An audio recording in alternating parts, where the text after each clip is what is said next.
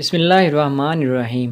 14 سالہ لڑکے کے پاس ایک عورت ہلالہ کروانے آ گئی۔ جب کہ وہ بچہ اس کمرے میں گیا تو اس عورت نے کیا کیا؟ استغفر اللہ۔ یہ کہانی آج سے 12 سال پہلے کی ہے، جب ایگزام ہونے کے بعد میں سیر و تفریح کے لیے سوات جانا چاہتی تھی۔ مما چاہتی تھی میں اب شادی کر لوں، پر بابا کی میں لاڈلی تھی۔ بابا نے کہا کہ جب تک میری بیٹی خود نہیں کہے گی اس کی شادی نہیں ہوگی۔ میں اپنی بیٹی پر کسی بھی قسم کا بوجھ نہیں ڈالنا چاہتا۔ میں چاہتا ہوں کہ وہ اپنی زندگی کو اپنی مرضی سے جیے۔ جو آزادی اپنے بیٹوں کو دی تھی وہ میری بیٹی کے لیے بھی تھی، اور اس لیے بابا سے اجازت لے کر میں وادی سوات کو سیر کی طرف نکل پڑی تھی۔ میرے ساتھ میری کالج کی تمام دوستیں بھی تھیں۔ ہم سب نے کافی عرصے سے پلان بنایا ہوا تھا، پھر سوچا جیسے ایگزام ختم ہوں گے تو سیر و تفریح کے لیے نکلیں گے۔ جب چھوٹے تھے تو بابا ہمیں گھماتے پھراتے تھے۔ جیسے جیسے بابا پر ذمہ داریاں بڑھتی گئی تو وہ اپنے کاروبار میں مصروف ہو گئے۔ اب ان کے پاس اتنا وقت نہیں ہوتا تھا کہ وہ چند گھڑی بیٹھ کر باتیں کر سکیں۔ بابا کہتے تھے جو کچھ کر رہا ہوں وہ تم لوگوں کے لیے ہی تو کر رہا ہوں، اور یہ سچ بھی تھا۔ میاں بیوی جب ماں باپ بنتے ہیں تو وہ خود کی خواہشات کو چھوڑ کر اپنی اولاد کی خواہشات کو پورا کرنے میں مگن ہو جاتے ہیں۔ ان کے لیے اولاد کی خوشی سب سے اہم ہوتی ہے۔ اور سوات میں میری نظر ایک ایسے چہرے پر ٹھہر گئی تھی۔ وہ ایک لڑکا تھا جو تصویر بنانے میں مصروف تھا۔ پہلے کبھی ایسا نہیں ہوا تھا، پر اس دن پتہ نہیں کیوں اس لڑکے پر میری نظر ٹھہر گئی تھی۔ وہ مجھے بہت اچھا لگا تھا۔ دل نے اس کو پانے کی چاہ تھی، پر اس خیال پر خود کو ملامت کرتے ہوئے میں آگے بڑھ گئی تھی۔ میرے ساتھ میری دوست فائزہ بھی تھی۔ وہ ایک مڈل کلاس فیملی سے تھی۔ اس کے ماں باپ کے درمیان علیحدگی ہو چکی تھی۔ اس کا سوتیلا باپ اس پر بہت زیادہ ظلم کرتا تھا، اس کو مارتا پیٹتا، کئی دن کمرے میں بند رکھتا۔ پھر اس کی ماں نے اس کو اس کے باپ کے پاس بھیج دیا کہ وہ محفوظ رہے، اس کا باپ اس کا خیال رکھے گا۔ پر جب ماں باپ نے اپنی بیٹی کا نہیں سوچا تو پھر کسی اور کو کیا ضرورت تھی سوچنے کی؟ اور وہاں بھی اس کی قسمت اس کے ساتھ دھوکہ کر گئی۔ باپ نے سینے سے لگایا، پر سوتیلی ماں نے اس کو ذلیل و رسوا کر دیا۔ ہر روز فائزہ کو اتنا تنگ کیا کہ وہ کئی بار خودکشی کرنے کی کوشش کر چکی تھی۔ کبھی کبھی مجھے ایسا لگتا تھا جیسے وہ کوئی ذہنی مریض ہو۔ اس کی دوستی بس مجھ سے ہی تھی۔ وہ کہتی تھی تم میری واحد دوست ہو جس سے میں ہر بات کر لیتی ہوں، جو میرے دکھ تکلیف پر میرا مذاق نہیں اڑاتی، میرا ساتھ دیتی ہے۔ مجھے کبھی کبھی فائزہ پر بہت زیادہ ترس آتا تھا۔ میں سوچتی کاش میں اس کے لیے کچھ کر سکوں، پر کچھ چیزیں ہمارے بس میں نہیں ہوتی۔ اس کی سوتیلی ماں نے اس کو گھر سے نکال دیا تھا کہ اپنی ماں کے پاس رہو۔ وہ کون سا مر گئی ہے جو اپنی بیٹی کو میرے پاس بھیج دیا ہے؟ مجھے کیا ضرورت دوسروں کی بیٹیوں کو پالنے کی؟ اور جب فائزہ کا باپ آیا تو اس نے کہا کہ وہ خود گھر چھوڑ کر چلی گئی ہے۔ اس نے یہ لحاظ بھی نہیں کیا کہ میرا اور اس کا کیا رشتہ ہے۔ بہت باتیں سنائی اس نے۔ اب اگر وہ دوبارہ اس گھر میں آئی یا تو وہ رہے گی یا پھر میں اس گھر میں رہوں گی۔ اس طرح ایک بیٹی ہمیشہ کے لیے اپنے باپ سے دور ہو گئی، اور جب اپنی ماں کے پاس پہنچی تو اس کی ماں نے کہا کہ تم وہاں صبر برداشت سے دن گزار لیتی، کیا ضرورت تھی وہاں سے آنے کی؟ کم از کم سوتیلے باپ کا ظلم تو نہ سہنا پڑتا۔ جس کی آنکھوں سے ہوس ٹپکتی تھی۔ میں تو پچھتا رہا ہوں، پتہ نہیں کون سی وہ گڑی تھی جو میرے ماں باپ نے مجھے اس بدکردار شخص کے پلے باندھ دیا تھا۔ بھائیوں کو بھی میں بوجھ لگتی تھی۔ کاش میں تب ڈٹ جاتی اور ہرگز یہ شادی نہ کرتی۔ وہ دونوں ماں بیٹی ایک دوسرے کے گلے لگ کر روتی رہتی۔ فائزہ کا سوتیلا باپ جو اکلاتا تھا اور پھر نشے کی حالت میں گھر لوٹتا تھا اور آ کر اپنی بیوی اور بچوں کے اوپر ظلم کرتا، یہاں تک کہ اپنی بیوی کے کردار پر بھی انگلی اٹھاتا۔ فائزہ کے اور بھی بہن بھائی تھے جو اس کے ماں کے دوسرے شوہر سے تھے، پر پھر بھی فائزہ سوتیلی تھی۔ مجھے لگتا تھا کہ اگر فائزہ کے ماں باپ تب ایک دوسرے کو سمجھ برداشت کر لیتے تو کبھی ان کی بیٹی کی زندگی تباہ نہ ہوتی۔ فائزہ کی زندگی برباد ہو گئی تھی، پر اس کی ذمہ دار وہ نہیں تھی۔ یہ مجھے لگتا ہے ایک دن فائزہ کے سوتیلے باپ نے اسے گھر سے نکال دیا، اتنا مارا کہ وہ بے ہوش ہو چکی تھی۔ میں تب اسکول میں پڑھتی تھی۔ فائزہ کئی دن تک اسکول نہیں آ رہی تھی تو میں اس کی خبر لینے کے لیے چلی گئی، اور جب وہاں پہنچی تو فائزہ دروازے کے باہر بے ہوش پڑی ہوئی تھی، اور ان گنت مکھیاں اس کے زخموں پر بیٹھی ہوئی تھی۔ محلے میں کوئی بھی شخص اس 15 سالہ لڑکی پر ترس نہیں کھا رہا تھا۔ کسی نے آگے بڑھ کر اس کے سر پر ہاتھ نہیں رکھا، کسی نے اس کے سوتیلے باپ کا گریبان نہیں پکڑا تھا۔ سب اپنے اپنے کاموں میں جانے کے لیے نکل رہے تھے، بس ایک سرسری سی نظر فائزہ پر ڈالتے اور گزر جاتے۔ اس دن میں بہت زیادہ روئی۔ لوگوں کی بے حسی پر بھلا ایسے کیسے ہو سکتا ہے؟ ایک انسان آپ کے سامنے مر رہا ہے اور لوگ تماشائی بن کر دیکھ رہے ہوں۔ میں فائزہ کے پاس بیٹھی، ہاتھ میں پکڑی ہوئی بوتل سے اس کے منہ پر پانی کے چھینٹے مارے تو وہ ہوش میں آئی، اور پھر میں نے ڈرائیور انکل کی مدد سے فائزہ کو گاڑی میں بٹھایا اور ہسپتال لے کر وہاں کچھ دن داخل رہی۔ اس کی ماما بھی آ چکی تھی، وہ بہت زیادہ رو رہی تھی، کہتی میں کیا کروں، کہاں لے کر جاؤں اس کو۔ وقت گزرتا گیا، میں فائزہ کا خیال رکھنے لگی تھی، جو چیز اپنے لیے لیتی وہی اس کے لیے بھی لیتی تھی۔ اسکول سے لے کر کالج تک میں اس کے اخراجات اٹھاتی تھی، یہ بات صرف اس کی ماں جانتی تھی، میں نے کبھی اس کی خودداری کو پامال نہیں کیا تھا۔ اکثر وہ مجھ سے لڑ پڑتی تھی، پر میں جانتی تھی بچپن میں سے جو کچھ اس کے ساتھ ہوا ہے وہ اس لیے ایسی ہو گئی ہے۔ میں درگزر سے کام لیتی تھی کیونکہ اپنی مما کو اکثر میں نے برداشت کرتے چپ رہتے ہوئے دیکھا تھا۔ مما کہتی ضروری نہیں ہر بار ہر کسی کو اس کا جواب دیا جائے، اگر کوئی برا کرتا ہے ہمارے ساتھ تو ہمیں اچھا ہی کرنا چاہیے، اگر ہم بھی اس کے ساتھ اس کے جیسا سلوک کریں گے تو اس میں اور ہم میں کیا فرق رہ جائے گا۔ فائزہ ہسپتال سے گھر پہنچی تو اس کا سوتیلا باپ پھر اس کو مارنے پیٹنے لگا، پر وہ برداشت کر جاتی ہے، آگے سے کوئی چیز اٹھا کر اس کے سر پر مار دیتی تھی۔ پھر اس کی ماں اس کا رشتہ دیکھنے لگی، پر کوئی بھی اس سے شادی کرنے کو تیار نہیں تھا۔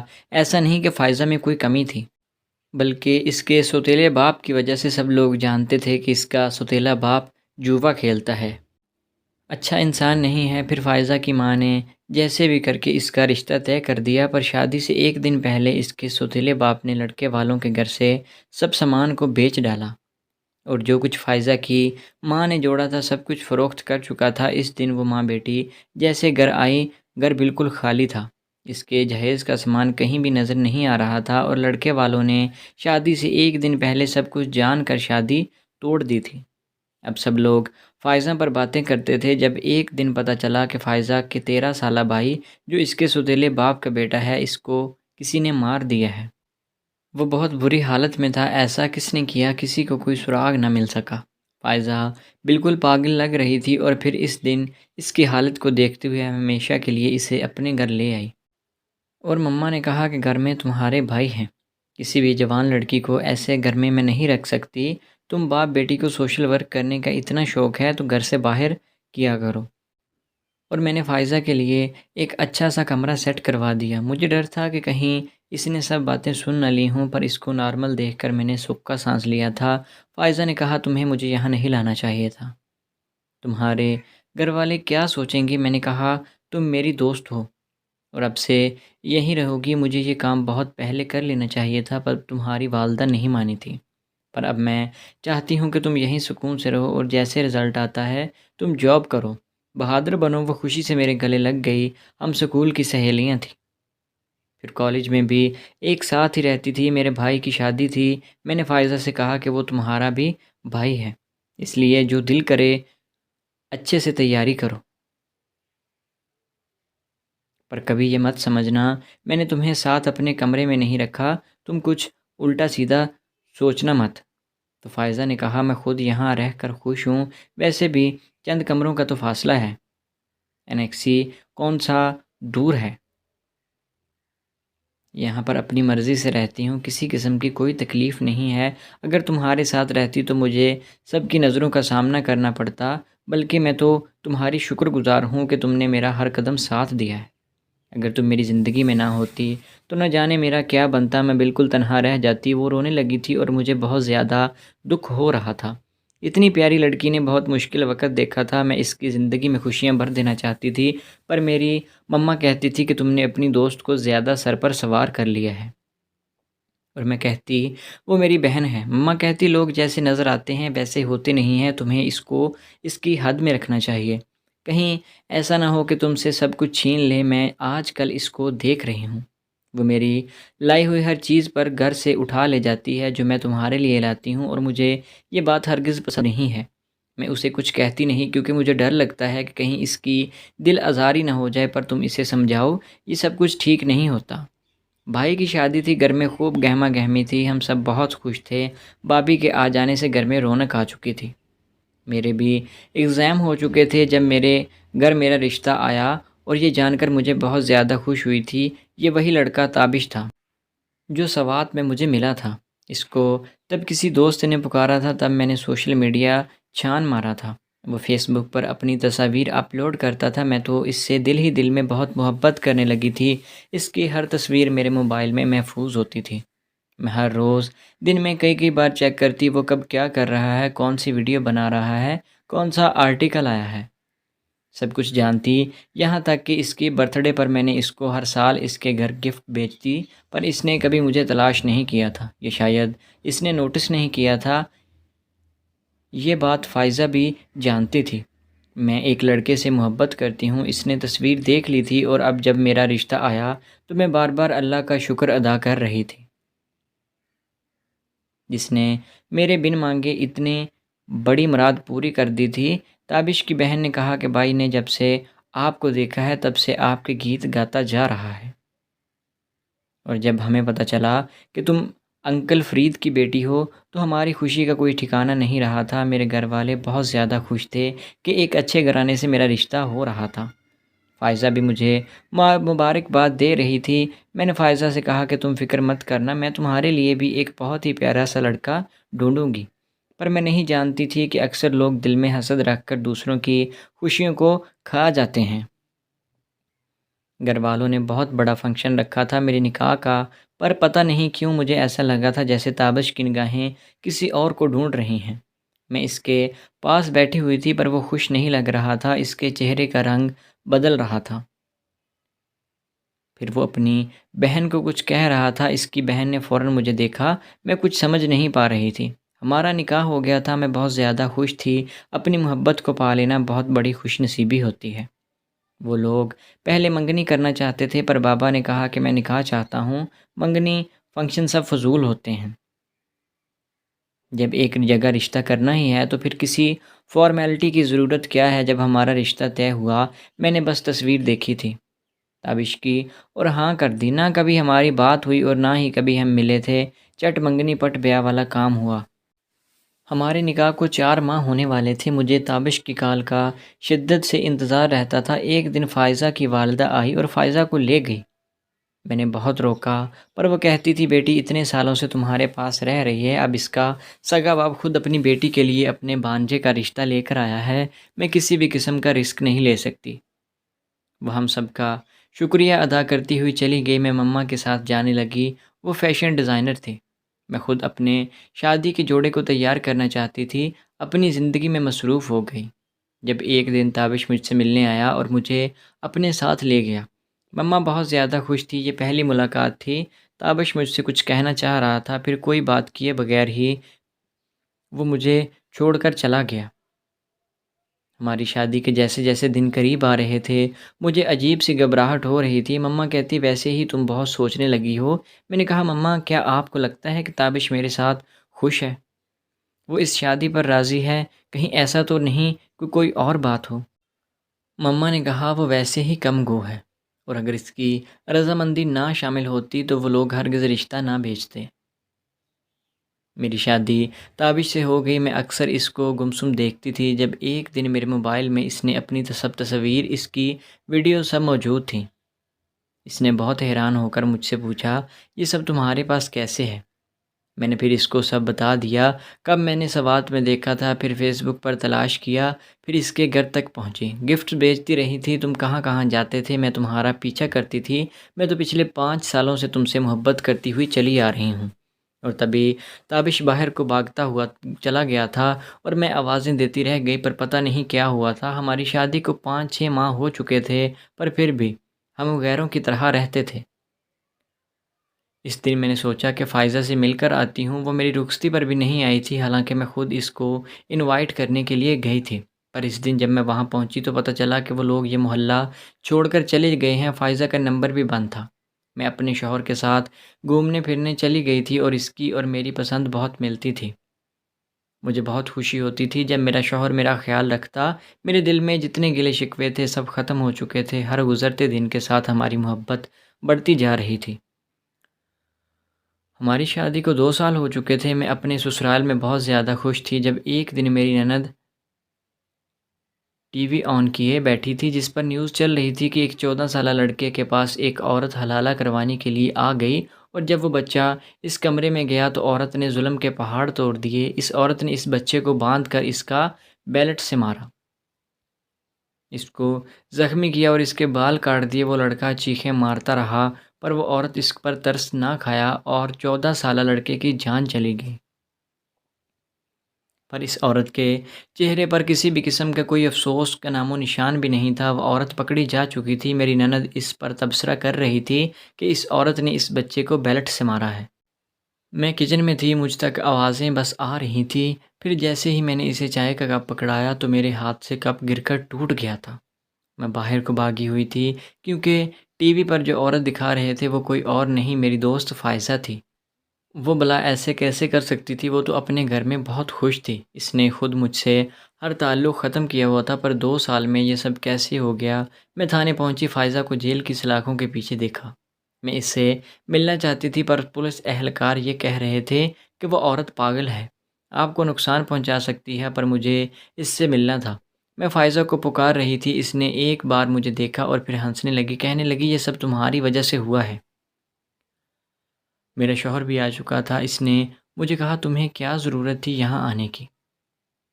میں نے کہا فائزہ جیل میں ہے، میری دوست ہے، میری بہنوں کی طرح ہے، مجھے اس سے بات کرنی ہے، اس کو ڈاکٹر کی ضرورت ہے۔ تب میرا شوہر مجھے ہاتھ سے پکڑ کر زبردستی گھر لے آیا، کہنے لگا تم بچی نہیں ہو جو ایسی حرکتیں کر رہی ہو، اگر وہ تمہیں کوئی نقصان پہنچا دیتی تو سوچو میرا کیا ہوتا۔ وہ پاگل ہے، وہ ایک شیزوفرینیا کی مریض ہے۔ اور میں نے حیران ہو کر اپنے شوہر کی جانب دیکھا۔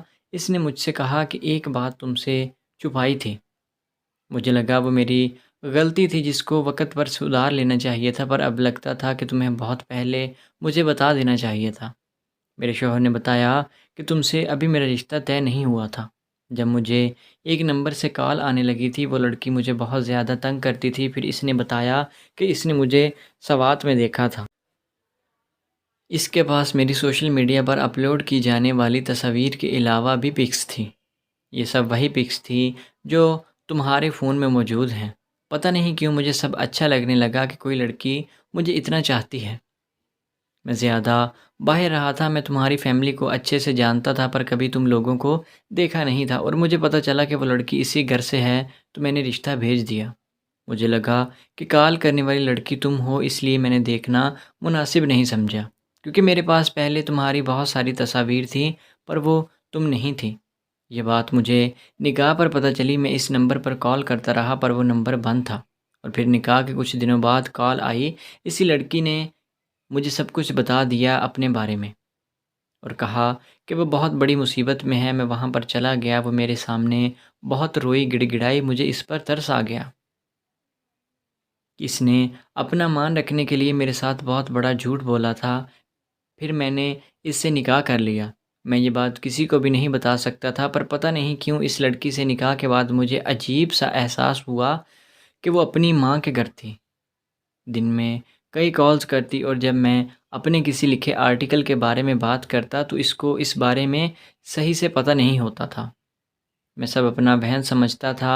میں یہ دل کو یہی کہتا رہتا تھا کہ وہ اتنی محبت کرتی ہے مجھ سے، اور اس پر جو ظلم ہوا مجھے اس سے زیادہ بحث نہیں کرنی چاہیے۔ ہمارے نکاح کے کچھ ہی عرصہ بعد میں تمہیں سب بتانے آیا، پر میری ہمت نہیں ہوئی تھی۔ میری مما کہتی ہیں کہ جس لڑکی نے اپنی دوست کا اتنا خیال رکھا، اتنے سال اس کو سہارا دیا، اسی نے اس کی پیٹھ پیچھے جو اس کا اعتبار توڑا تھا، وہ کبھی اس کو معاف نہیں کرے گی۔ کیونکہ فائزہ سے میں نے نکاح کیا تھا، اور جب ہماری شادی ہوئی تمہارے موبائل میں اپنی تصویر دیکھی، پھر تم سے پوچھا تو تم نے سب کچھ بتایا۔ اتنی زیادہ گہری سے تو میں خود بھی اپنے بارے میں نہیں جانتا تھا، اور تب میں فائزہ کے پاس گیا تو اس نے وہاں موجود ایک لڑکے کو مار دیا تھا۔ اس کے ہاتھوں پر خون لگا ہوا تھا۔ اس نے کہا کہ وہ یہ سب اپنی تسکین کے لیے کرتی ہے، اور میں نے فائزہ سے کہا کہ تم نے مجھے دھوکہ دیا ہے، وہ لڑکی تم نہیں تھی، تم جھوٹی ہو۔ میں دھوکہ دینے والوں کو کبھی معاف نہیں کر سکتا۔ میں نے تو اس دن اس کو طلاق دے دی تھی، ہمارے بیچ ایسا کچھ نہیں تھا، بس محبت تھی، پر وہ بھی دھوکہ تھا۔ وہ تم سے حسد کرتی تھی۔ اس نے مجھ سے کہا تھا کہ آخر ایسا کیوں ہے، سب کچھ پریشے کو کیوں ملا ہے، اچھے ماں باپ، اچھا گھر، اچھا شوہر، سب اسی کو کیوں ملا ہے، اس میں ایسا کیا ہے جو مجھ میں نہیں ہے۔ وہ اپنے آپے سے باہر ہو چکی تھی۔ میں گھر واپس آ گیا، اور تب مجھے فائزہ کے بارے میں بہت کچھ پتہ چلا کہ فائزہ کو شیزوفرینیا ہے۔ جو ایک سنگین ذہنی عارضہ ہوتا ہے جس میں لوگ حقیقت کی غیر معمولی تشریح کرتے ہیں۔ شیزوفرینیا کے نتیجے میں فریب، دھوکہ اور انتہائی بے ترتیب سوچ اور رویے کے کچھ امتزاج ہو جاتے ہیں، جس میں اس کو مریض لگتا ہے وہ جو چاہتا ہے سب سے چھین سکتا ہے۔ ایسے لوگ ناکارہ ہو جاتے ہیں، اور یہ بیماری تب ہوتی ہے جب ایک بچہ مسلسل کسی ذہنی دباؤ میں رہا ہو جس کو ذہنی ٹارچر کیا گیا ہو۔ اور فائزہ نے خود اپنے سوتیلے باپ کو مار ڈالا ہے، اور جو اس کا بھائی مرا تھا، جو اس کے سوتیلے باپ کا بیٹا تھا، اس کو بھی فائزہ نے ہی جان سے مارا تھا۔ فائزہ جس بیماری میں مبتلا ہے، ایسے مریض کو چیخو پکار، خون، دوسروں کا رونا سب تسکین دیتا ہے، پر شیزوفرینیا والے لوگوں کو تاحیات علاج کی ضرورت ہوتی ہے۔ میں اپنے شوہر کی بات سن کر پھوٹ پھوٹ کر رو دی تھی۔